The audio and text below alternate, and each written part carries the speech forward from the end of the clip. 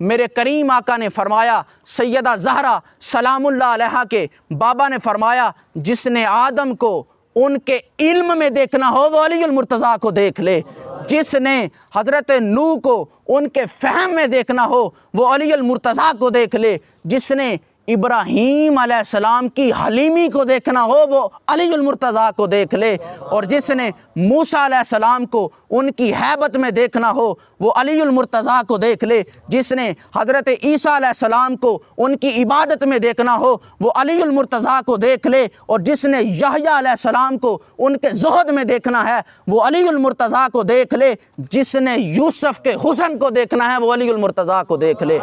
جس نے محمد کے اخلاق کو دیکھنا ہے وہ علی المرتضیٰ کو دیکھ لے۔